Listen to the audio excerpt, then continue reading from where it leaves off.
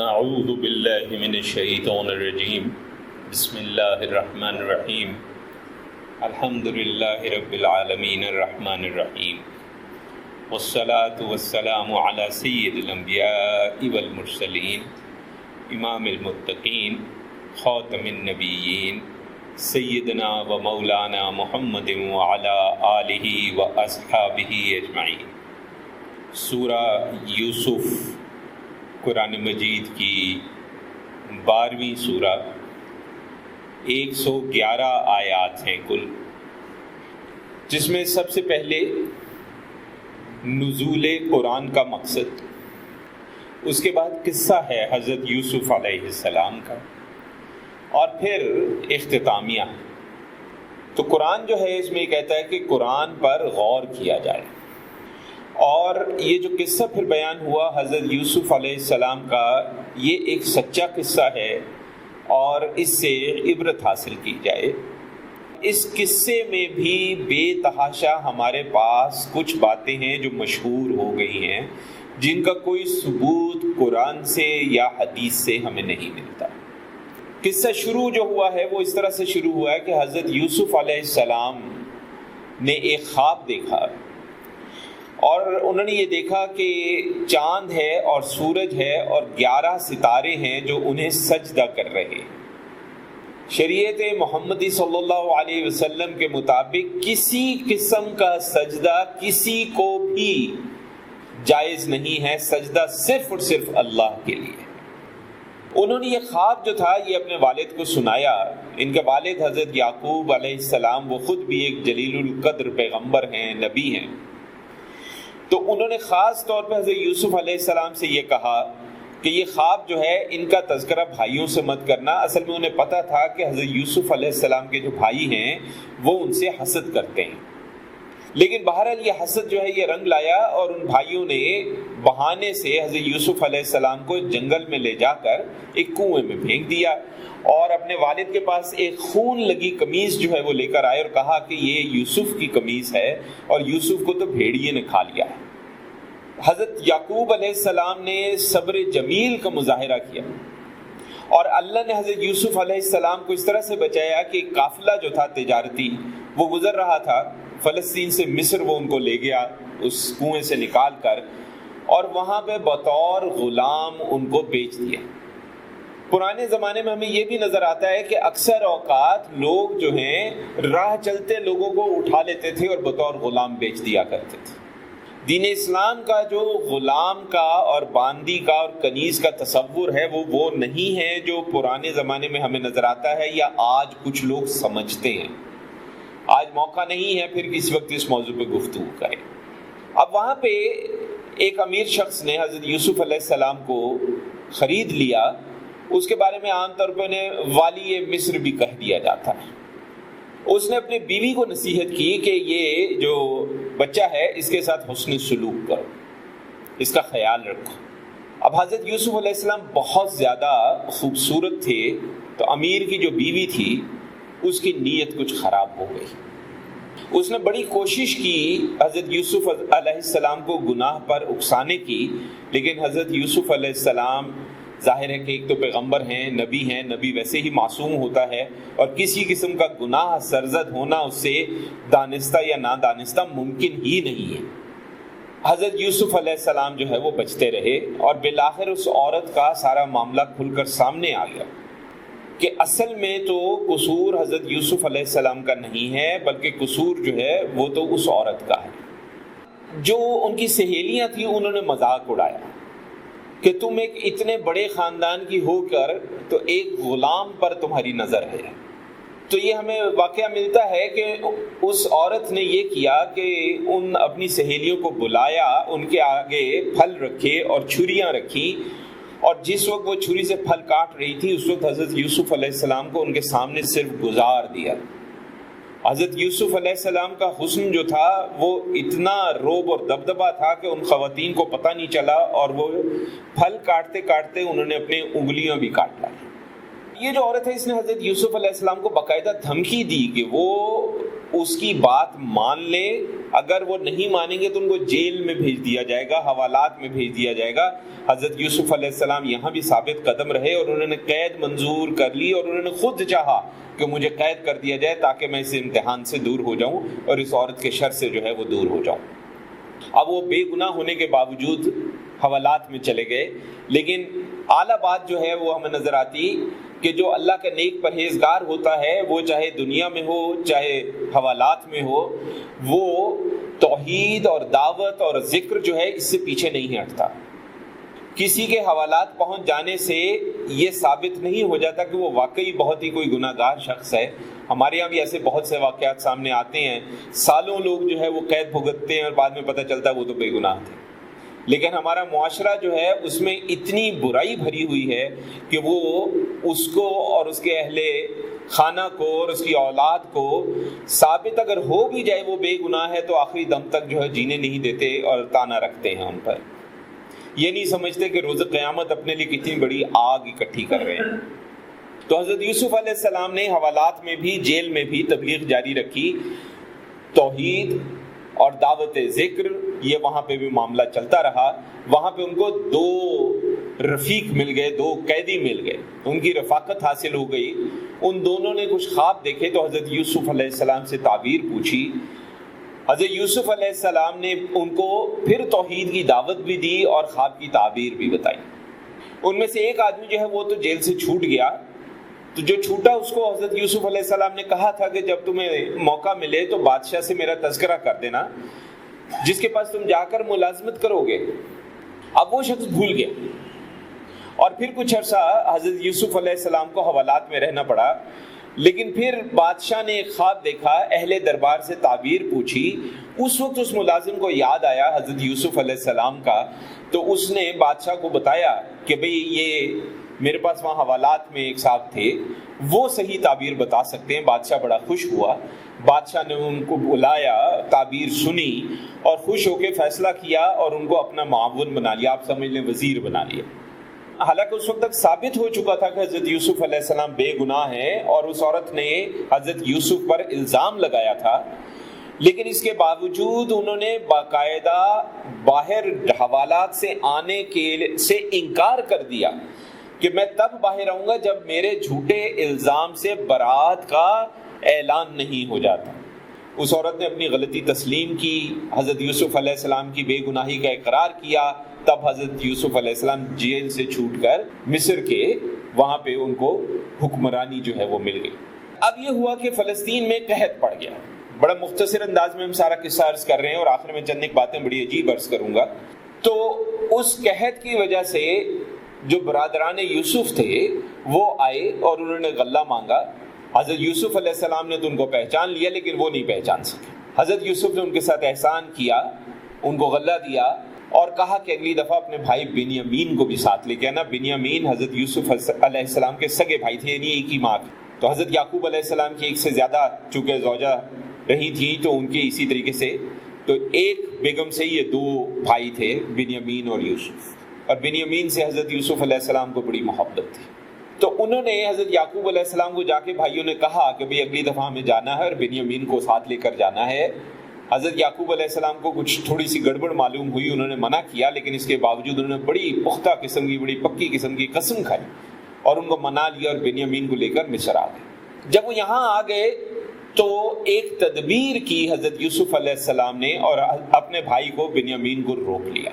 اچھا، اب وہ جو قصہ ہے اس میں اکثر لوگ اعتراض کرتے ہیں کہ یہ جس طریقے سے روکا وہ طریقہ جو ہے وہ غیر اخلاقی تھا اور وہ تو مناسب نہیں تھا، وہ تو ایک عام آدمی کے لیے بھی مناسب نہیں ہے، یوسف علیہ السلام تو پھر ایک نبی ہیں وغیرہ وغیرہ۔ استغفر اللہ۔ ایک چیز ذہن میں رکھیں، نبی جو ہوتا ہے وہ کوئی بھی کام اللہ کے اذن کے بغیر نہیں کرتا، اللہ کی اجازت اور مرضی کے بغیر نہیں کرتا۔ دوسرا یہ ذہن میں رکھیں کہ بہت سی چیزیں ایسی ہوتی ہیں جو اس زمانے کے حساب سے اگر آپ دیکھتے ہیں تو آپ کو اس کو کچھ اور مطلب سمجھ میں آتا ہے، آج کے زمانے کے حساب سے دیکھتے ہیں تو آج آپ کو اس کا مطلب کچھ اور سمجھ میں آتا ہے۔ مثلا آج سے صرف 2 نسل پہلے چلے جائیں تو جیسے ہی بلوغت ہوتی تھی شادی ہو جاتی تھی۔ ہمارے والدین جو ہیں ان میں سے کئی ایسے ہوں گے کہ ہماری والدہ کی عمر شاید صرف 12 سال تھی اور والد صاحب کی عمر صرف شاید 13 سال تھی یا 14 سال تھی اور ان کی شادیاں ہو گئی۔ جیسی بلوغت ہوئی شادی ہو گئی۔ آج کے زمانے میں 18 سال سے کم کی عمر میں شادی کی بات کریں تو حکومت پکڑ کے گرفتار کر لیتی ہے آپ کو. اب اگر کوئی آج کے حساب سے سوچ کے کہ یہ جی بڑا ظلم ہے تو یہ بڑی زیادتی ہوگی، اس وقت کے قانون کے مطابق بات کرنی چاہیے. ہاں یہ ضرور ہے کہ جو قوانین دین اسلام نے ہمیں مقرر کر دیے ہیں، حضور صلی اللہ علیہ وسلم نے بیان فرما دیے ہیں، چونکہ حضور صلی اللہ علیہ وسلم خاتم النبیین ہیں، آپ کے بعد کسی نبی نے نہیں آنا، کسی نئی شریعت نے نہیں آنا. وہ قوانین اب تا قیامت تبدیل نہیں ہو سکتے. حالات جیسے مرضی تبدیل ہو جائیں، وہ حالات کی خرابی ضرور ہو سکتی ہے لیکن دین کے قانون کی خرابی نہیں ہو سکتی. دین حضرت آدم علیہ السلام سے حضور صلی اللہ علیہ وسلم تک تکمیل تک پہنچا ہے تو مختلف منزلوں میں پہنچا ہے، اس لیے اس میں بیچ میں بہت سے ایسے معاملات آپ کو ملیں گے جو اب بظاہر آپ کو لگتے ہیں کہ یار یہ تو مناسب نہیں تھے، لیکن اس وقت دیکھا جائے تو وہ مناسب تھے. اب یہ ہوا کہ جو بھائی تھے انہوں نے آپس میں مشورہ کیا، واپس گئے، حضرت یعقوب علیہ السلام سے ذکر کیا، اور جب حضرت یعقوب علیہ السلام کو پتہ چلا تو آپ نے پھر ایک صبر کیا، اس کو بھی صبر جمیل کہا گیا. انہوں نے بیٹوں کو کہا کہ نہیں تم واپس جاؤ اور واپس جا کے بھائی کو تلاش کرو. وہ پھر واپس گئے. یہ تیسرا موقع تھا جب وہ مصر واپس آئے، حضرت یوسف علیہ السلام سے ملے اور پھر ان سے احسان طلب کیا. اب حضرت یوسف علیہ السلام نے اپنے آپ کو ظاہر کر دیا اور انہوں نے بتا دیا کہ میں ہی یوسف ہوں، اور تب بھائیوں نے ان سے باقاعدہ معافی مانگی اور حضرت یوسف علیہ السلام نے اپنی قمیص دی کہ یعقوب علیہ السلام کے چہرے پہ ڈال دینا. اس سے وہ رو رو کے حضرت یوسف علیہ السلام کی جدائی اور محبت میں ان کی آنکھیں اندھی ہو گئی تھی، بینائی چلی گئی تھی، تو وہ جب قمیص ڈالو گے انہوں نے کہا تو ان کی بینائی واپس آ جائے گی. ایسے ہی ہوا، جب وہ واپس پہنچے تو سب سے پہلے تو انہوں نے کہا کہ مجھے یوسف کی خوشبو آ رہی ہے. اللہ اکبر. اب معجزات کے معاملات کو یہاں بھی سمجھیں آپ کہ معجزہ جو ہوتا ہے وہ بھی اللہ کی مرضی اور جس وقت اللہ چاہتا ہے اس وقت ہوتا ہے. یعنی ابھی قمیص آئی ہے اور ایک نبی ہے جو کہہ رہے ہیں کہ مجھے اپنے بیٹے یوسف کی خوشبو آ رہی ہے، تو اللہ تبارک و تعالیٰ کا ایک نظام ہے. ہاں انبیاء کرام علیہم السلام کے لیے اس نظام میں تھوڑا سا انداز مختلف ہے اور عوام کے معاملے میں وہ انداز تھوڑا سا مختلف ہے، اس پہ پھر کسی وقت انشاءاللہ بات کریں. اب جب وہ قمیص ڈالی گئی تھی ان کی بینائی واپس آ گئی، آنکھیں ان کی ٹھیک ہو گئیں. برادران یوسف نے اپنے والد سے بھی معافی مانگی اور انہیں بتایا کہ اصل میں ہم نے یہ کیا تھا. والد نے ان سب کی مغفرت کے لیے اللہ سے دعا کی. پھر تمام بھائی اپنے والد، اپنی والدہ اور اپنے خاندان، ظاہر ہے جو شادی شدہ تھے، ان کی بیویاں، ان کے بچے، سب کے ساتھ مستقل ہجرت کر کے وہ مصر منتقل ہو گئے. حضرت یوسف علیہ السلام نے اپنے والد کو، اپنی والدہ کو اپنے ساتھ تخت پر بٹھا لیا. بھائی مطیع ہو گئے، فرما بردار ہو گئے، اور اس وقت حضرت یوسف علیہ السلام نے فرمایا کہ یہ میرے اس خواب کی تعبیر ہے جو میں نے کئی سال پہلے دیکھا تھا کہ چاند سورج 11 ستارے مجھے سجدہ کر رہے ہیں. چاند سورج ماں باپ ہو گئے اور 11 ستارے ان کے بھائی ہو گئے. اور اس موقع پہ حضرت یوسف علیہ السلام نے باقاعدہ اللہ کا شکر ادا کرتے ہوئے دعا کی کہ اس نے انہیں اس بادشاہت سے نوازا ہے، خوابوں کی تعبیر کا علم عطا کیا ہے، اور بے شک اللہ ہی دنیا میں بھی اور آخرت میں بھی ان کا ولی ہے، ان کا سرپرست ہے. اور انہوں نے دعا کی کہ یا اللہ مجھے بندگی کی حالت میں موت دینا اور نیک لوگوں میں شامل کرنا. یہ دیکھیں نبی جو ہے، حالانکہ اس کو پتہ ہے کہ میں نبی ہوں، لیکن اس کے باوجود جیسے حضور صلی اللہ علیہ وسلم کی حدیث مبارکہ صحیح موجود ہے کہ میں روزانہ 100 سے زیادہ استغفار کرتا ہوں یا 70 مرتبہ سے زیادہ استغفار کرتا ہوں، جبکہ یہ بات طے ہے کہ نبی معصوم ہے. اور نبی کریم صلی اللہ علیہ وسلم کے بارے میں یہ طے ہے کہ وہ تو اللہ کے حبیب ہیں، آخری نبی ہیں. تو پھر استغفار کا معاملہ اس پہ ہم پہلے گفتگو کر چکے ہیں. تو نبی جو دعا کرتا ہے وہ دعا بنیادی طور پر امت کی تربیت بھی اس میں ایک خاص مقصد ہوتا ہے، امت کو بھی پتہ چلے کہ کس طرح سے مجھے دعا کرنی چاہیے. یہاں پہ دو تین باتیں بڑی دلچسپ. ایک تو بچپن میں ہم نے بھی سنا کہ وہ جو والی مصر تھا یا امیر شہر تھا اس کی بیوی کا نام زلیخا بتایا جاتا ہے. آپ نے بھی سنا ہوگا، آپ نے بھی بچپن میں سنا. اس کا نام قرآن سے یا کسی معتبر حدیث سے یا کسی معتبر روایت جو کسی صحابی سے آ رہی ہو رضی اللہ تعالیٰ عنہ ثابت نہیں ہے. یہ نام کہاں سے آیا ہمیں کوئی پتہ نہیں. اگر آپ اسرائیلیات کی بات کریں، کیونکہ ہماری تفاسیر میں اسرائیلیات بہت زیادہ ہیں، اسی لیے عوام جب تفسیر پڑھنے کی بات کرتی ہے، ہم سے مشورہ کرتی ہے، تو ہم یہ کہتے ہیں کہ خود سے تفسیر پڑھنے کی بجائے کچھ وقت نکالیں، ہمارے ساتھ بیٹھ کے پڑھیں، تاکہ ہم بتاتے جائیں کہ یہ چیز اسرائیلیات میں سے ہے، یہ حدیث جو ہے وہ صحیح ہے، یہ حدیث جو ہے وہ ضعیف ہے، تاکہ غلط فہمی کا امکان پیدا نہ ہو۔ ہاں، اگر اسرائیلیات میں سے بھی کوئی روایت جو ہے ہماری کسی مستند روایت سے ٹکراتی نہ ہو تو ہم بطور امکان اس کو قبول کر لیتے ہیں، ہمیں کوئی پرابلم نہیں، کوئی مسئلہ نہیں ہے اس کے اندر، لیکن اس کو حق یا حجت نہیں بناتے، ہم بطور امکان قبول کرتے ہیں۔ لیکن شرط کیا ہے کہ ہماری کسی قرآن کی آیت سے، کسی صحیح حسن متواتر حدیث سے، کسی صحیح حسن متواتر روایت جو کسی صحابی سے آ رہی ہو رضی اللہ تعالیٰ عنہ، اس سے نہ ٹکراتی ہو، تو ہم کہتے ہیں کہ بطور امکان قبول کرنے میں ہمیں کوئی اعتراض نہیں۔ تو اسرائیلیات میں بھی یہ نام زلیخا موجود نہیں ہے، وہاں پہ جو نام ہے وہ بڑا عجیب سا نام ہے، مجھے تو خیر مجھ سے تو وہ تلفظ بھی اس کا ادا نہیں ہوتا، اس زمانے کے نام عجیب ہی ہوتے تھے، پرانے زمانے کے نام لیں گے جی، بطلیموس نام تھا، فیلکوس نام تھا، اسی طرح کہ اس کا بھی کوئی عجیب صحیح نام ہے، والی مصر کا نام بھی اسرائیلیات میں دیا ہوا ہے، اس کی بیوی کا نام بھی دیا ہوا ہے۔ یہ کہیں سے ہماری کسی مستند روایت سے، قرآن سے کہیں سے کوئی نام ثابت نہیں ہے۔ دوسرا، آپ نے یہ بھی سنا ہوگا کہ بعد میں زلیخا جو تھی اس نے توبہ کی، اس نے ایمان قبول کیا، پھر دعا ہوئی، تو دعا کے نتیجے میں اس کا بڑھاپا ختم ہو گیا، وہ دوبارہ جوان ہو گئی اور انتہائی خوبصورت ہو گئی، اور پھر حضرت یوسف علیہ السلام سے اس کی شادی ہو گئی۔ اس واقعے کی بھی کوئی اصل کہیں ہمیں ابھی تک نہیں ملی۔ اور یہاں بھی اگر آپ اسرائیلیات میں واپس چلے جائیں تو اسرائیلیات میں یہ لکھا ہوا ہے کہ حضرت یوسف علیہ السلام نے امیر شہر کی بیٹی سے شادی کی تھی، بیوی سے شادی نہیں کی تھی۔ تو اگر اسرائیلیات کو بھی مان لیا جائے تو وہ اس عورت سے شادی نہیں ہے، اس کی بیٹی سے شادی ہے۔ اور اس پہ کچھ اہل حدیث حضرات نے رائے دی ہے، ان کا خیال یہ ہے کہ صدیوں سے واقعہ بار بار بیان ہوتے ہوتے ہوتے کہیں بیچ میں تھوڑا بہت چیزیں جو ہے نا واپس میں خلط ملط ہو گئی ہیں، اور امیر شہر کی بیٹی سے شادی کی بجائے غلطی سے اس کی بیوی سے شادی کی بات آ گئی کہ وہ بہت بوڑھی ہو گئی تھی اور وہ بیوہ تھی، اور پھر دوبارہ وہ جوان ہو گئی اور انتہائی خوبصورت ہو گئی، اور حضرت یوسف علیہ السلام نے اس سے شادی کر لی۔ یہ کہیں سے بھی ثابت نہیں ہے، یہ ہمارے یہاں مشہور ہے۔ اسی طرح اور بھی بہت سی چیزیں ہمارے یہاں حضرت یوسف علیہ السلام کے قصے سے متعلق بھی مشہور ہیں۔ تو میں سمجھتا ہوں کہ اس بات کی ضرورت ہے کہ جتنے بھی قصص القرآن ہیں ان کو ایک دفعہ دوبارہ دیکھا جائے، اور جو جو چیز قرآن سے ثابت ہے اس کی نشاندہی کی جائے، اور اسی طرح جو بھی اس کے اندر روایات پیش کی گئی ہیں ان کا بھی بیان آ جائے کہ یہ روایت صحیح ہے، یہ روایت حسن ہے، یہ متواتر ہے، یہ ضعیف ہے، اس پہ وضع کا الزام ہے۔ وضع کا الزام مطلب گھڑی ہوئی ہے، جھوٹی ہے، وضع کا الزام ہے، یہ اسرائیلیات سے آئی ہے۔ بڑا ضروری ہے کہ یہ ساری چیزیں جو ہے نا اس پہ کام ہو، اور ہم نے پچھلی دفعہ بھی عرض کیا تھا کہ اس قسم کے کام عربی میں ہوئے ضرور ہیں، لیکن ہمارے یہاں تراجم جو ہوئے ہیں، یہ بڑے افسوس کا مقام ہے کہ جو اس طرح کی تحقیق ہوئی ہے ان کے تراجم نہیں ہوئے ہیں، اصل چیز کے تراجم ہو گئے، جس کی وجہ سے اس طرح کے قصے بیچ میں شامل ہو گئے ہیں جن کی کوئی اصل نہیں۔ اس سارے واقعے کو اگر دیکھا جائے تو اس میں 3-4 باتیں سمجھ میں آتی ہیں۔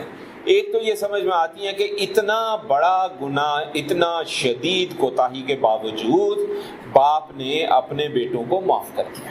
اللہ تبارک و تعالیٰ سے ہم اپنے گناہوں کی مغفرت چاہتے ہیں، لیکن ہم اگر کسی سے کوئی کوتاہی ہو گئی ہے تو ہم اس کو معاف کرنے کو تیار نہیں ہیں۔ وہ پنجابی چ کہنے رہے کہ رب تے معاف کر دینا، بندہ ہی معاف نہیں کرتا۔ دیکھیں ایک چیز ذہن میں رکھیں، اللہ سے یہ ضرور ایمان رکھیں کہ وہ مغفرت مانگیں گے تو مغفرت دے گا، ہمیں معاف کرے گا، یہ ہمارے ایمان کا حصہ ہے، اس پہ کوئی دوسری رائے نہیں ہے۔ لیکن یہ چیز ذہن میں رکھیں کہ اگر ہم اپنے ارد گرد اپنے دوست احباب یا جاننے والے یا نہ جاننے والے، کسی نے دانستہ ہمیں تنگ کیا، کسی نے نہ دانستہ تنگ کیا، اگر ہم اس کو معاف کریں گے تو یہ اللہ کے نزدیک بہت بڑا عمل ہے۔ پچھلے دنوں ایک صاحب کا ہمیں پتہ چلا کہ وہ 40-50 سال بعد ان کی قبر کسی وجہ سے بیٹھ گئی تو اندر جسم سلامت تھا اور خوشبو آ رہی تھی ماشاءاللہ، لاہور کے اندر قبرستان میں۔ تو جو گورکن تھا اس نے ان کے گھر والوں سے رابطہ کیا تو ان کے بیٹے سے رابطہ ہوا۔ ان کے بیٹے کا وہ بیان میں نے خود سنا ہے، یہ سنی سنائی بات نہیں ہے۔ انہوں نے پوچھا کہ آپ کے والد صاحب کیا کرتے تھے کہ یہ مقام ان کو حاصل ہوا کہ آج 30-40 سال بعد قبر کھل گئی ہے، گری ہے، تو اندر جسم مبارک ابھی تک سلامت ہے اور خوشبوئیں آ رہی ہیں۔ انہوں نے کہا جی کچھ نہیں کرتے تھے، فرائض و واجبات پوری ذمہ داری کے ساتھ، اس کے علاوہ حسن اخلاق۔ پتہ چلتا تھا دو دوست لڑ پڑے ہیں، ان میں صلح کرانے چلے جاتے تھے۔ پتہ چلتا تھا 2 رشتہ دار لڑ پڑے ہیں، صلح کرانے چلے جاتے تھے، ان کے ساتھ کوئی کوتاہی کر دیتا تھا اس کو معاف کر دیتے تھے، صرف یہ کرتے تھے۔ اللہ نے اس بات پہ دیکھیں کتنا بڑا انعام دیا اس شخص کو کہ 30-40 سال بعد اس دنیا میں یا بھی پچھلے 5-10 سالوں میں وہ قبر کھلی ہے کہ ہم آپ لوگوں کے لیے اللہ نے ایک سبق سامنے رکھ دیا، اللہ کی مخلوق کے ساتھ حسن سلوک رکھیں۔ بزرگان دین نے جو اتنا اللہ نے ان کو مقام عطا فرمایا، وہ ان کی شب بیداری تو تھی، ان کے وظائف تھے، ان کا علم حاصل کرنا تھا، وہ علم آگے بانٹنا تھا، ایک اور چیز تھی اور وہ تھی خدمت خلق۔ بزرگان دین کا یہاں تک کہنا ہے کہ بہت اعلیٰ بات ہے کہ روزانہ انسان سونے سے پہلے ہاتھ اٹھا کے اللہ سے دعا کرے کہ یا اللہ اگر کسی نے مجھ سے کوئی آج زیادتی کی ہے، چاہے وہ جان بوجھ کے کی ہے، چاہے نادانستگی میں کی ہے، میں تیری رضا کی خاطر اور نبی کریم صلی اللہ علیہ وسلم کا امتی ہونے کی خاطر اور ان کے آگے سرخرو ہونے کی خاطر ان سب کو معاف کرتا ہوں یا اللہ، اور تجھ سے التجا کرتا ہوں کہ میرے اس عمل کو قبول فرما کر مجھ سے جو کوتاہیاں ہوئی ہیں یا اللہ مجھے بھی معاف کر دے۔ یہ نسخہ ہے کہ آج سے 40 سال بعد ہماری آپ کی قبر بھی اگر کھلے تو وہ بھی شاید زندہ سلامت جسم ہو اور شاید اس سے بھی خوشبوئیں اٹھتی ہیں۔ خدمت خلق، اور خلق میں صرف انسان نہیں آتے، خلق کہا ہے ہم نے، خدمت انسان نہیں کہا، اور صرف خدمت مسلمان بھی نہیں کہا۔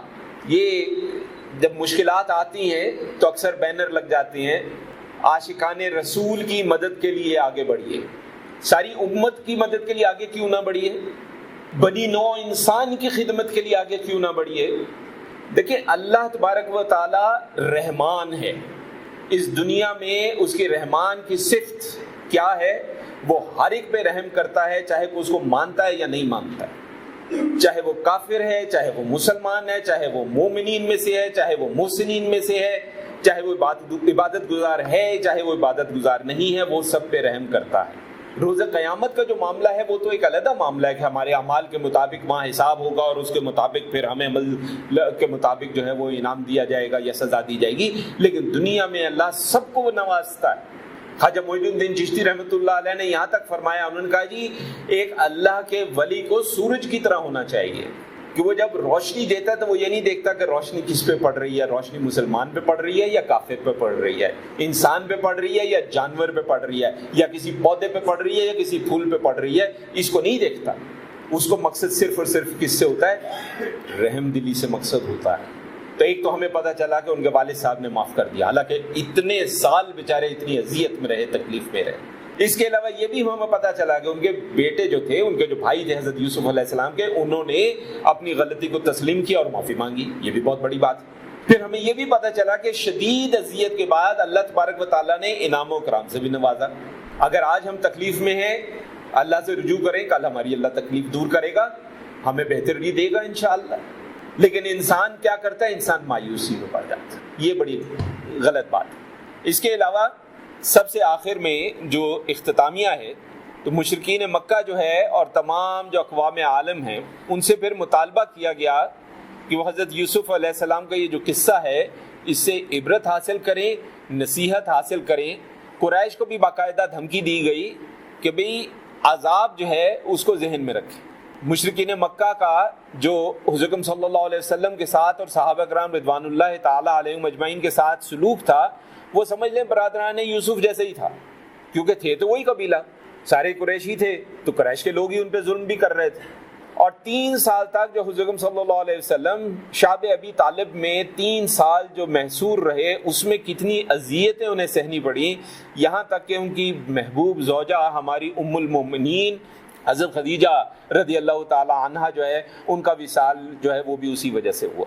اور مشرکین کو یہ بھی بات واضح طور پہ بتا دی کہ ماضی میں بھی جتنے پیغمبر ہوئے ہیں وہ انسان ہی ہوئے ہیں۔ یہ جو آپ کہتے ہیں کہ جناب یہ تو ہماری طرح کا انسان ہے، یہ پیغمبر کیسے ہو سکتا ہے، یہ اللہ کا پیغام کیسے لا سکتا ہے، استغفر اللہ، تو ان کو کہا گیا کہ سارے پیغمبر جو تھے وہ انسان ہی تھے۔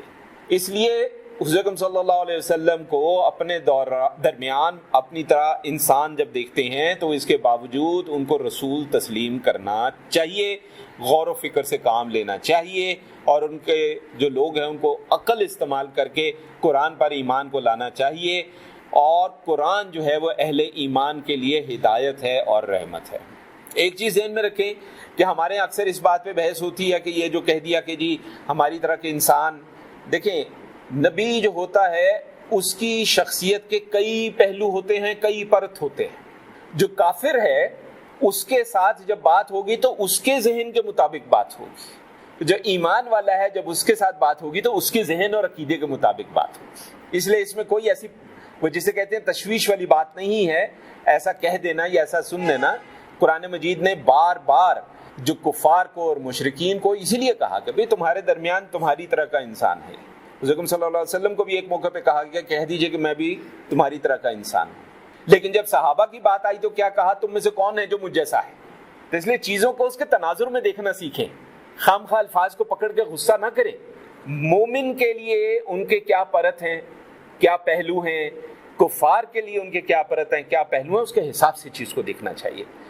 ہر چیز کو اس کے مقام پہ رکھ کے دیکھنا چاہیے، ورنہ لڑائی جھگڑا ہی بڑھتا ہے۔ اللہ تعالیٰ ہمیں ہدایت دے، قرآن کا فہم عطا فرمائے اور اس کے مطابق ہمیں اپنی زندگی گزارنے کی توفیق عطا فرمائے۔ وصلی اللہ علی خیر خلقہ سیدنا و مولانا محمد وعلی آلہ و اصحابہ اجمعین برحمتک یا ارحم الراحمین۔